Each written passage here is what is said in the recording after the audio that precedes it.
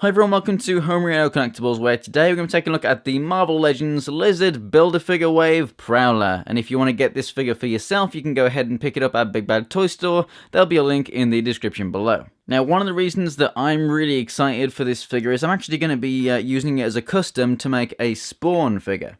Not too sure yet if I'm going to buy another one and do that, or use this one itself. That is definitely not going to come very soon. I'm going to make other models and stuff before I do get around to doing that. That'll be like a project somewhere in the next, few months. But definitely look out for that. I'm 100% going to be making a Spawn custom out of one of these figures.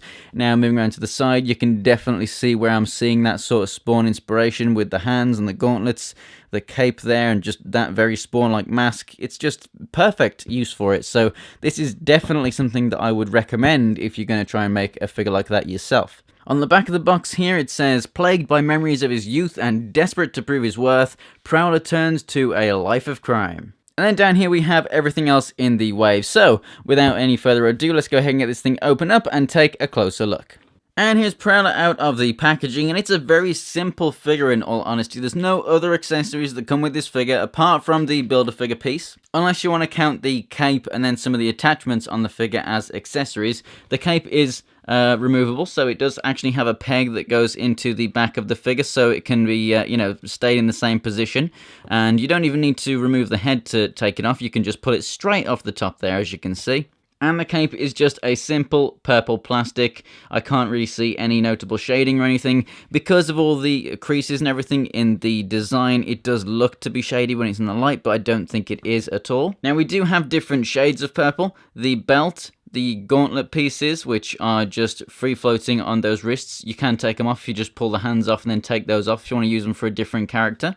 And then the hands right here, which are just in the open, kind of like claw. And then down here we have these metallic pieces as well. They're all done in a metallic purple plastic. And then all of the other bits, so the boots and then the head and the cape, are all in a more matte sort of purple plastic. That head sculpt looks absolutely awesome. I really do love it. Those kind of lines coming down from the nose over the mouth there and everything. And the black detailing, it's perfect. What I would have loved with this figure is just a couple of accessories that could attach to the hands. Maybe take the hands off and then have him like firing something out of these gauntlets. So we could have had like energy blasts or like a cloudy, like a smoke pellet coming out or something like that. That would have been really, really awesome. The figure stands 6.5 inches tall when stood up straight, and as for the articulation, the head can move up and down, left and right, and it has a bit of pivot there as well. Mine's just a bit stiff. The shoulders on mine are also a bit stiff, but they do come up a little bit further than that and come down. And then we got rotation at the upper part of the arm, double jointed elbows, rotation and a hinge in and out at the wrist. We have a crunch here, and as you can see, the paint does carry on, which is fantastic. So it bends back that much and forward this much. Rotation here at the waist. You do have this free-floating belt, which you can use to cover up that joint, which looks fantastic.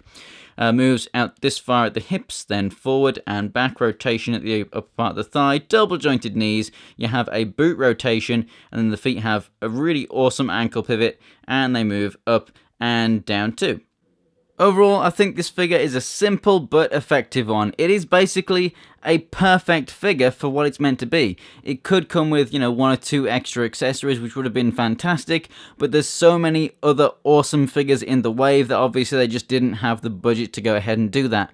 I think this might be a unique cape, but I'm not too sure, so don't quote me on that. And it's definitely a unique head sculpt right there, and it's even some of these pieces might have been newly molded for this figure as well.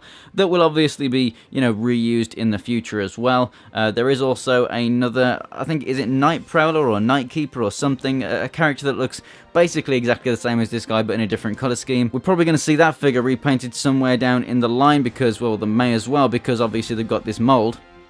And it's just a really, really great figure, but like I say, when I look at this guy, I just see Spawn, and that's definitely what I'm going to be using the figure for, or at least a version of this figure anyway. So I definitely do recommend this figure if you're into the character. So thanks for watching, guys. If you enjoyed the video, go ahead and give it a like. If you want to see more from me, there's some videos on the screen right now, and you can check out my social media for updates about the channel in the description below. If you want to see more Marvel Legends videos, go ahead and subscribe. Thanks for watching, guys, and I will see you next time.